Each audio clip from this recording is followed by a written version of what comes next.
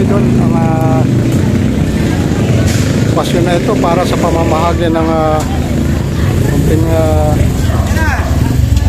tulong para sa mga grupo ng kababaihan ng Bagumbayan. Yan. Ang gagaling po ito sa anak ni Mayor Berhel Meneses ng Bagumbayan, Bulacan. Yan po mga idol.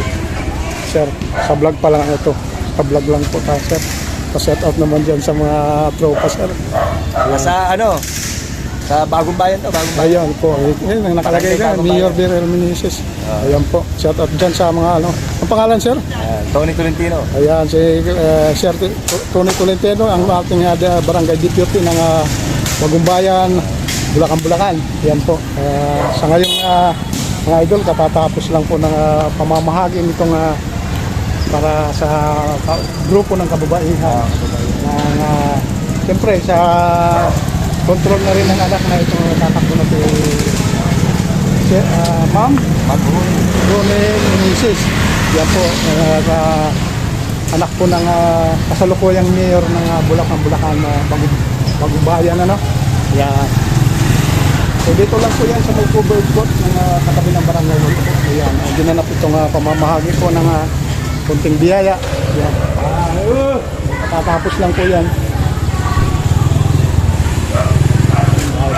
Sir, maraming salamat na rin po sa pagbibigay ng content. At sa labas lang tayo kumuha naman para sa maraming salamat po.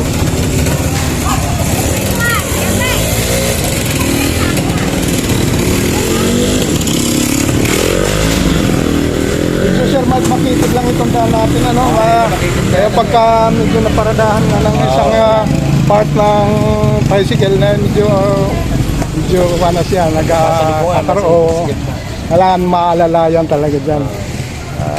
Sir, matagal na rin kayo dito sa servisyo na ito sa pagkabisyo? 7 years. 7 years na po. Ano?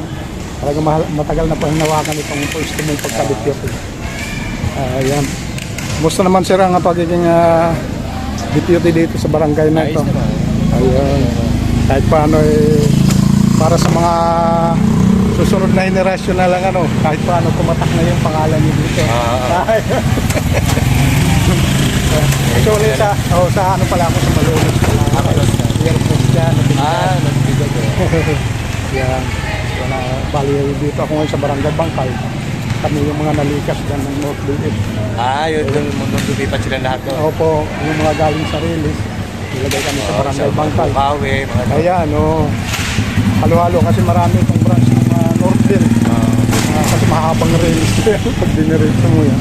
Kaya hindi kakasya sa isang populasyon.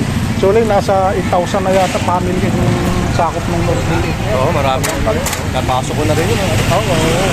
Medyo nung araw crowded siya pero ngayon nagsino naman. Dati na magulo yun. Magulo. Kasi yung sa Padomingo may shopping. Ngayon, medyo sawa na rin. Mula nung magdali ko ng hindi lang sumawa, talagang inano na.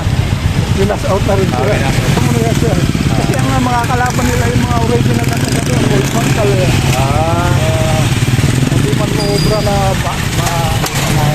dayo lang kayo doon. Kaya nga, mas matapag pa, ano? Oo, yan. Isa pa yan. Dayo lang kayo, dahil sisigaw. Sila pa matapag. Kailangan ang konting respeto sa mga original na mga nakatira doon. Dayo lang. Kumbaga something. Kaya, konting respeto. Yan po mga idol, maraming salamat na rin sa inyo. Ayan. Nakatapos na po sa pasyon na ito. Ayan. Makikita mo talagang grupo ng kababaihan na lumalabas na lang ang tingin. Masaya.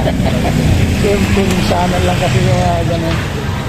Isang taon na, isang visit yung nangyayari gano'n. Ito yung Pasko. Bago mag-Pasko, namigay din. Ayan. Nandun ako sa Bukaro naman sa may Philippine Arena. Parte ng kababaihan naman. Ayan. Kaya hindi silang pinamigay ng mga ganun din. Mga grocery. Kapag na siya.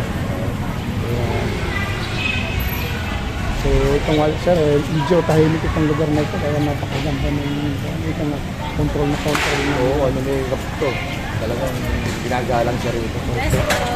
Pang ilang term na si Mayor ngayon? Last term ni Mayor. Sa taon. Siyempre, kontrolado na rin ang Ayan, kababayan natin. Yung vlog. Sir, maraming salamat. Magandang hapon po. Ayan, no? Oo. Ano to? Oo. Yan, Ano, live si tayo. Kuya. Yan.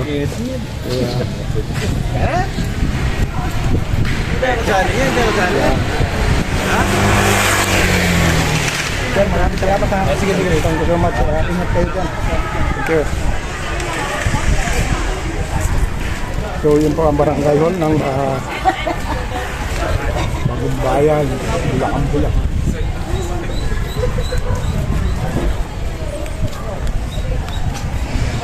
So yun po, thank you so much po sa inyo lahat. Sa ating mga solid viewers dyan. Thank you so much.